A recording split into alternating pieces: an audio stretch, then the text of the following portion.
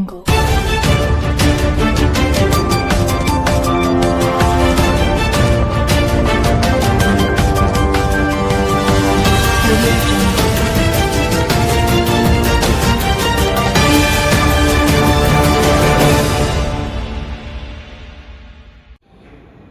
To Kaleshwaram TV. Jayashankar Bhupalpally జిల్లా మహముత్తారం మండల కేంద్రంలో శుక్రవారం ఉన్నత అధికారుల ఆదేశాల మేరకు అడవి ముత్తారం పోలీస్ స్టేషన్ ఆధ్వర్యంలో ఆజంనగర్, పెగడపల్లి, కాటారం అటవీ రేంజ్ అధికారులతో కలిసి డోజర్లు, బ్లేడ్ బండ్లు, ట్రాక్టర్ యజమానులతో అవగాహన సమావేశం నిర్వహించారు. ఈ సందర్భంగా ఎస్ఐ రమేష్ మాట్లాడుతూ అటవీ భూములను ఆక్రమించడం, సాగు చేయడం చట్టరీత్యా నేరమని తెలిపారు.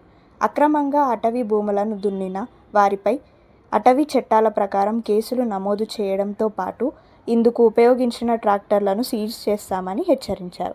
అటవీ అధికారుల విధులకు ఆటంకం కలిగించడం, వారితో దురుసుగా ప్రవర్తించడం చట్టరీత్యా నేరమని, అలాంటి వారిపై చట్టపరమైన చర్యలు తీసుకుంటామని సూచించారు. అటవీ భూముల పరిరక్షణలో ప్రతి ఒక్కరూ సహకరించాలని, చట్టాలను గౌరవించాలని ట్రాక్టర్ యజమానులకు తెలిపారు. ఈ సమావేశంలో కాటారం, పెగడపల్లి, ఆజంనగర్ అటవీ అధికారులు, ట్రాక్టర్ యజమానులు పాల్గొన్నారు. ఎన్ని రోజులు నడిచిందన్నట్టు ఇప్పుడు నడవది కాబట్టి అది చూసి చేసుకోవాలి. ఇప్పుడు కేసులు కూడా, చట్టాలు కూడా చేంజ్ అయినాయి.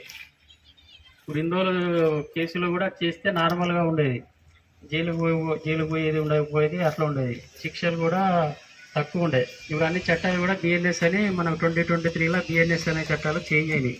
ఈ చట్టాల ప్రకారం సెక్షన్లు చేంజ్ అయినాయి. ఇప్పుడు కేసులు అయితే పనిష్మెంట్లు కూడా వేరే ఉంటాయి. కాబట్టి దాని తగ్గట్టు 18 years లోపు నడిపారంటే వాళ్ళు ఏదైనా యాక్సిడెంట్ చేసి వాళ్ళు చనిపోయారంటే వారి మీద అయితే కేసు, బండి ఇచ్చిన వాళ్ళ మీద కూడా అవుతుంది. ఆ బండి ఓనర్ ఎవరు ఉంటే వాళ్ళ మీద అవుతుంది. బండి ఓనర్ వాళ్ళ తండ్రి అయింది అనుకో, తండ్రి మీద అవుతుంది. తండ్రి కాకుండా వేరే ఎవరైనా ఇచ్చిందో వాళ్ళ మీద అవుతుంది.